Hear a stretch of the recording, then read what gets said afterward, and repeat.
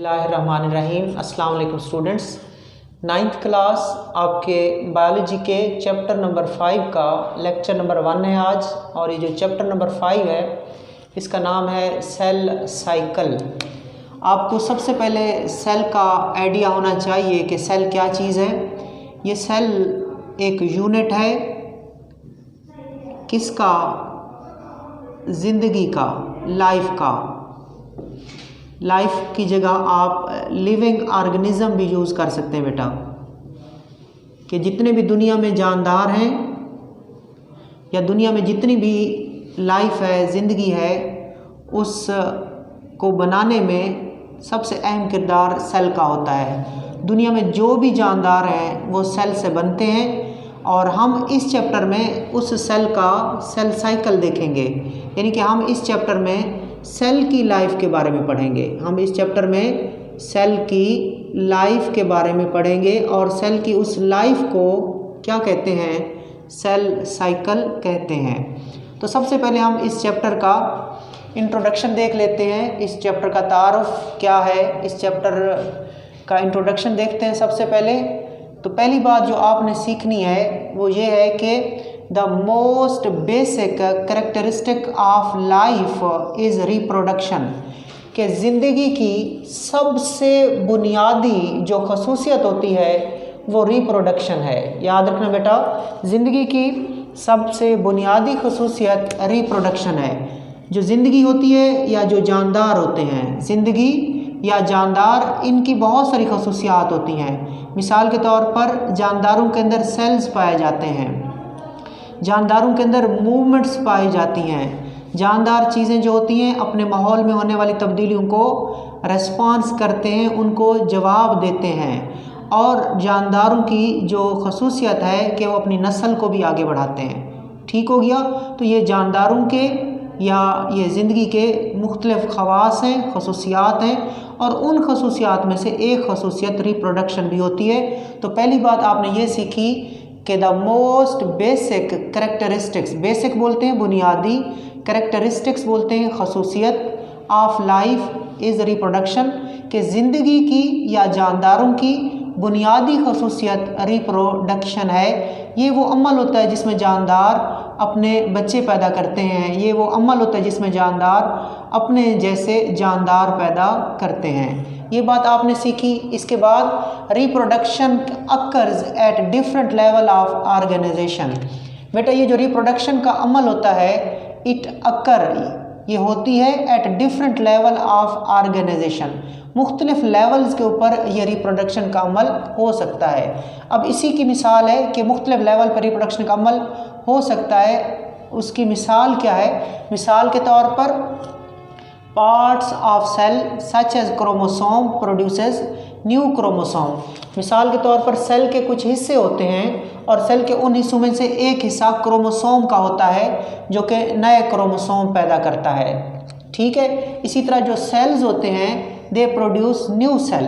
Cell जो होते हैं वो नए सेल पैदा करते हैं। सेल के हिस्से मिसाल के तौर पर क्रोमोसोम नए क्रोमोसोम पैदा करते हैं। इसी तरह individual produces offspring like themselves. इसी तरह जो जानदार होते हैं वो अपने जैसे बच्चे पैदा करते हैं। जानदार पैदा करते हैं, सेल्स से सेल्स पैदा होते हैं और सेल के हिस्से मिसाल के तौर पर क्रोमोसोम से नए क्रोमोसोम पैदा होते हैं। मैं इसकी थोड़ी सी आपको एक्सप्लेनेशन बता देता हूँ बेटा, ये देख लें। ठीक है? अब आपको मिसाल देनी है कि सेल के हिस्से होते हैं, ये एक पूरा सेल है बेटा, और सेल के अंदर न्यूक्लियस होता है और न्यूक्लियस के अंदर क्रोमोसोम्स होते हैं। ठीक हो गया? तो ये सेल का एक हिस्सा है, इसको क्रोमोसोम कहते हैं। ये एक क्रोमोसोम है, इस क्रोमोसोम से दूसरे क्रोमोसोम्स भी बनते हैं। अब इस क्रोमोसोम से दो क्रोमोसोम्स बन गए, या इसको आप इस तरह भी कह सकते हो, ये एक क्रोमोसोम है या क्रोमाटिड है। अब उसके कितने क्रोमाटिड हो गए? दो। पहले एक था, अब दो हो गए। तो समझने के लिए कि एक क्रोमोसोम से नए क्रोमोसोम बन सकते हैं। तो क्रोमोसोम सेल का एक हिस्सा है। सो सेल का हिस्सा मिसाल के तौर पर क्रोमोसोम, उससे नए सेल के हिस्से बन सकते हैं। इसी तरह ये एक सेल है, इस एक सेल से नए सेल भी पैदा हो सकते हैं। और एक जानदार होता है, एक ऑर्गेनिज्म होता है, या उसको इंडिविजुअल भी बोलते हैं बेटा, उससे नए जानदार भी पैदा हो सकते हैं, न्यू इंडिविजुअल्स भी पैदा हो सकते हैं। तो रिप्रोडक्शन का अमल मुख्तलिफ लेवल्स पे होता है। पहला लेवल है कि सेल के हिस्से के लेवल पर होता है, और सेल के हिस्से में उसकी मिसाल है क्रोमोसोम के सेल के हिस्से नए हिस्से पैदा करते हैं, मिसाल के तौर पर क्रोमोसोम से नए क्रोमोसोम पैदा होते हैं। दूसरा सेल लेवल के ऊपर है, सेल जो होते हैं वो नए सेल्स पैदा करते हैं, और जो जानदार होता है वो नए जानदार पैदा करता है। तो आपने देखा रिप्रोडक्शन का अमल मुख्तलिफ लेवल्स पर हो सकता है, सेल के हिस्सों के लेवल पर भी हो सकता है, सेल के लेवल पर भी हो सकता है, और जानदारों के लेवल पर भी हो सकता है। तो अभी तक आपने क्या सीखा? आपने कहा ज़िंदगी की बुनियादी खसूसियत में से एक खसूसियत रिप्रोडक्शन है, और रिप्रोडक्शन का अमल मुख्तलिफ लेवल्स पर हो सकता है। सेल के हिस्से से नए हिस्से बन सकते हैं, सेल से नया सेल बनेगा, और जानदार से नया जानदार बनेगा। आगे है बेटा, अगर आप चौथा चैप्टर याद करें, चौथे चैप्टर में आपने रुडोल्फ विर्चू के बारे में पढ़ा था। फोर्थ चैप्टर में आपने रुडोल्फ विर्चू के बारे में पढ़ा था। उसने क्या किया था? He proposed an important biological principal.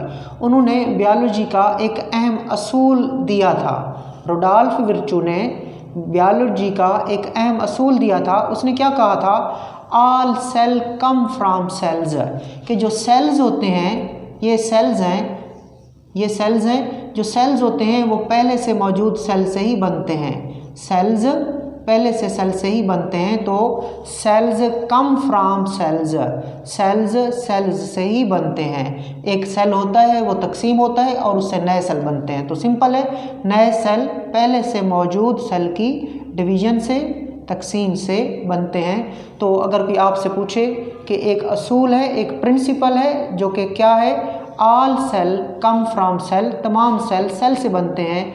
ये अहम असूल किसने पेश किया था? रुडोल्फ विर्चू ने पेश किया था। आगे चलते हैं। We commonly refer the cellular reproduction as a cell division and it is a part of the whole life of a cell which is called cell cycle. ये बात भी बेटा आपने समझनी है। बेटा जैसा कि आपने ऊपर कहा था कि रिप्रोडक्शन का अमल सेल लेवल पर भी हो सकता है, जिसमें एक सेल 2 सेल में तकसीम होता है, या एक सेल 4 सेल में तकसीम होता है, या एक सेल नए सेल बनाता है। तो सेलुलर लेवल के ऊपर भी रिप्रोडक्शन हो सकती है, सेल के लेवल पर भी रिप्रोडक्शन हो सकती है। तो इसको क्या नाम देते हैं बेटा? इसको नाम देते हैं सेलुलर रिप्रोडक्शन। सेल अगर तकसीम होते हैं तो उसको कहते हैं सेलुलर रिप्रोडक्शन। लेकिन हम आम तौर पर ज़्यादातर सेलुलर रिप्रोडक्शन को नाम देते हैं बेटा सेल डिवीज़न का। आम तौर पर सेलुलर रिप्रोडक्शन को क्या नाम दिया जाता है? सेल डिवीज़न का नाम दिया जाता है। तो एक सेल है, उससे न्यू सेल्स बन गए हैं, उससे डॉटर सेल बन गए हैं, और इस अमल का नाम क्या कहलाता है? इस अमल को क्या बोलते हैं? सेलुलर रिप्रोडक्शन कहते हैं या सेल डिवीज़न कहते हैं। तो यही आपको समझाया जा रहा है कि we commonly refer cellular reproduction as a cell division, कि हम आम तौर पर सेलुलर रिप्रोडक्शन को सेल डिवीज़न कहते हैं। और ये सेलुलर रिप्रोडक्शन है या सेल डिवीज़न है, क्या है ये? It is a part of the whole life of a cell, ये पूरे सेल की ज़िंदगी का एक हिस्सा होती है। सो सेल डिवीज़न एक सेल की ज़िंदगी का एक हिस्सा होती है, और सेल की ज़िंदगी का क्या नाम है? Cell cycle. सेल की ज़िंदगी का नाम क्या होता है? Cell cycle. और सेल साइकिल का एक हिस्सा है सेलुलर रिप्रोडक्शन, जिसे आमतौर पर क्या कहा जाता है? Cell division. अब बेटा हम सेल साइकिल की तारीफ़ देखेंगे, और तारीफ़ देखने से पहले आप एक डायग्राम देख लें। ये एक सेल है बेटा, सेल आप दोबारा देख लें। ये सेल जो है ये जानदारों को बनाता भी है, यानी कि उनकी स्ट्रक्चर को भी बनाता है, और ये जानदारों के सारे काम भी सेल करता है। तो cell is the basic structural and functional unit of the life, या cell is the basic structural and functional unit of the living organism. जानदारों की साख्त और फेल का बुनियादी यूनिट क्या है? सेल है। यानी दुनिया में जितने भी जानदार हैं सेल से बनते हैं, और सेल उनको बनाता भी है, और उनके काम भी कौन करता है? सेल करता है। अब ये एक सेल था, इससे 2 सेल बने, एक सेल ये बना और एक सेल ये बना। अब ये सेल जो है आपका फोकस सिर्फ ये वाला सेल रहे। अब ये वाला सेल है, इसे पता चलता है पहले ये छोटा होता है, ठीक है। ये एक मेन सेल था, जो सेल तकसीम होता है उसको बोलते हैं पेरेंट सेल, और जो सेल बेटा बनते हैं उनको कहा जाता है डॉटर सेल्स। तो ये डॉटर सेल्स हैं, ये वाला पेरेंट सेल है। जो तकसीम होता है वो पेरेंट सेल होता है, जो सेल बनते हैं वो डॉटर सेल्स कहलाते हैं।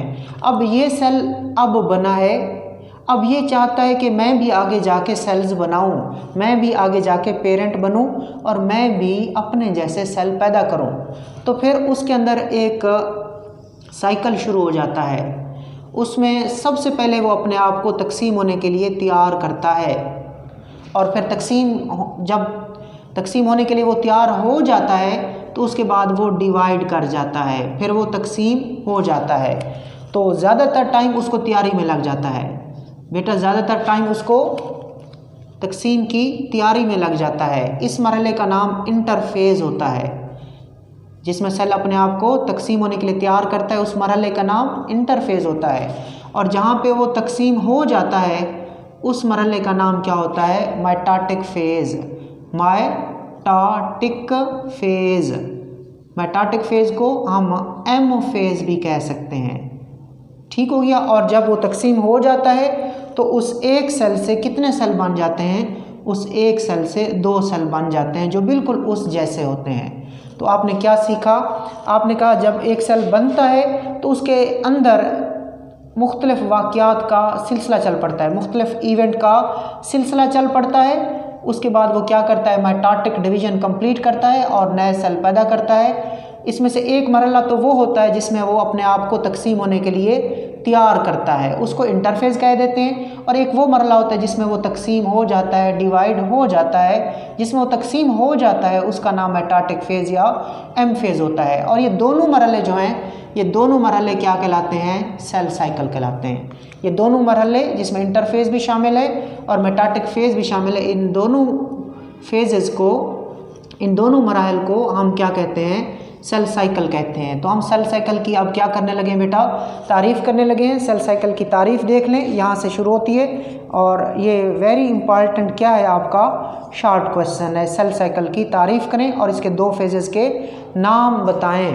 तो देख लें, the series of event from the time a cell is produced until it complete mitosis and produces new cells is called cell cycle।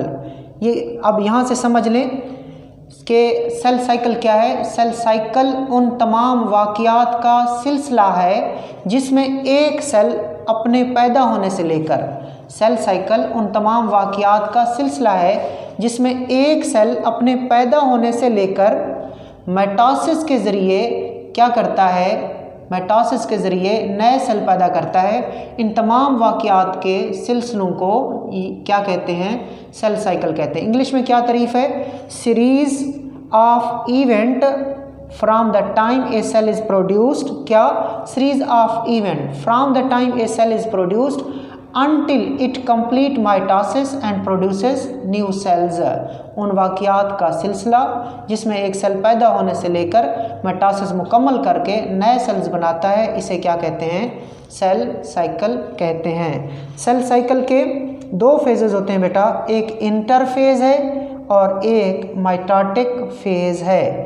Cell cycle के कितने मराहल? 2 फेज़, एक इंटरफेज़, एक माइटोटिक फेज़। माइटोटिक फेज़ का दूसरा नाम M phase है। तो ये यहाँ से भी देख लें, सेल साइकिल के 2 मरहले होते हैं, एक इंटरफेज़ होता है और एक माइटोटिक फेज़ होता है। माइटोटिक फेज़ को एम फेज़ भी कह सकते हैं। अब इनका एंड पे डिफरेंस देख लेते हैं कि इंटरफेज़ और माइटोटिक फेज़ में क्या फ़र्क है। माइटोटिक फेज़ का दूसरा नाम एम फेज़ भी है। तो ये शॉर्ट क्वेश्चन भी आता है कि इंटरफेज़ और माइटोटिक फेज़ में क्या क्या फ़र्क है। तो याद रखिएगा बेटा, ये तैयारी का मरहला होता है, इसमें सेल अपने आप को तकसीम होने के लिए तैयार करता है, जबकि यहाँ पे सेल तकसीम हो जाता है। तो सबसे पहले इंटरफेज़ की डेफिनेशन देखते हैं। The phase of cell cycle in which cell prepare itself for division is called interphase. Cell cycle के दो मराहल हैं, एक इंटरफेज और एक मेटाटिक फेज। तो इंटरफेज क्या है? सेल साइकिल का वो मरहला है जिसमें एक सेल अपने आप को तकसीम होने के लिए क्या करता है? तैयार करता है। यहाँ तकसीम नहीं होता, यहाँ वो अपने आप को तकसीम होने के लिए तैयार करता है, उसको इंटरफेज कहते हैं। जबकि the phase of the cell cycle in which cell divides is called mitotic phase.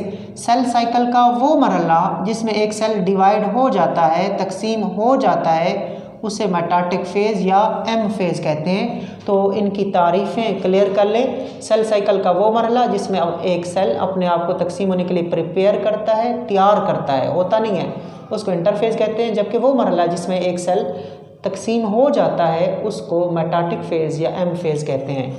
ये जो इंटरफेज है, यहाँ पे सेल्स की जो मेटाबॉलिक एक्टिविटी होती है वो बहुत ज़्यादा होती है। Cells metabolic activity is very high as it perform various function.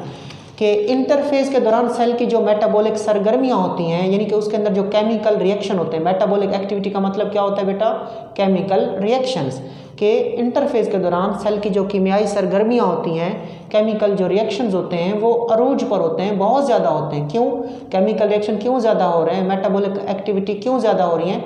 As it perform various function, क्योंकि उसने बहुत सारे काम करने होते हैं। उसने सेल की तैयारी के लिए, सेल की तकसीम की तैयारी के लिए बहुत सारे काम करने होते हैं, लिहाजा उसकी मेटाबॉलिक जो सरगर्मियाँ हैं वो अरूज पे होती हैं। आगे चलते हैं, दूसरा पॉइंट जो डिफरेंस है इन दोनों का, इंटरफेज एक लंबा दौरानिया होता है। So interphase is relatively longer phase. Interphase का जो मरहला होता है वो निस्बतन, रिलेटिवली बोलते हैं कंपेयर करना, निस्बतन किसी से मुकाबला करना। सो इंटरफेज निस्बतन लॉन्गर फेज होता है किससे? मेटाटिक फेज से। मेटाटिक फेज क्या होगा? शॉर्टर फेज होगा। तो ये आपने देखा कि इंटरफेज निस्बतन एक लॉन्गर, लंबा मरहला होता है, जबकि mitotic phase it is relatively shorter phase, ये निस्बतन छोटा मरहला होता है। ये दो फर्क हो गए। आखिरी फर्क बेटा, interphase last for 90% of the total cell cycle. कि पूरा जो सेल साइकिल है, सेल की जो पूरी ज़िंदगी होती है उसमें 90% जो टाइम होता है वो कौन लेता है? इंटरफेज लेता है। जबकि बाकी कितना टाइम रह गया? 10% टाइम रह गया, वो मेटाटिक फेज लेता है या एम फेज वो टाइम लेता है। सो मेटाटिक फेज लास्ट का मतलब उन्हें रहना। Mitotic phase last for 10% of the total cell cycle.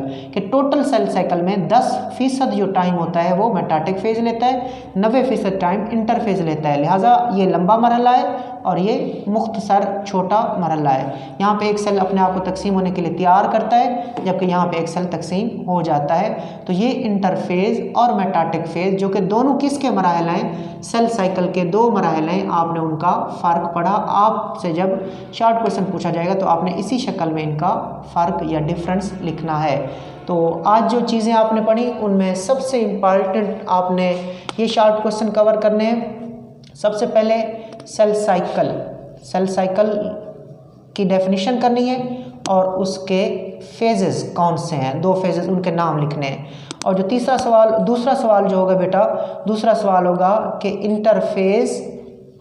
Interphase और मेटाटिक फेज में क्या करना है? फ़र्क करना है। मेटाटिक फेज में क्या करना है? आपने फ़र्क करना है।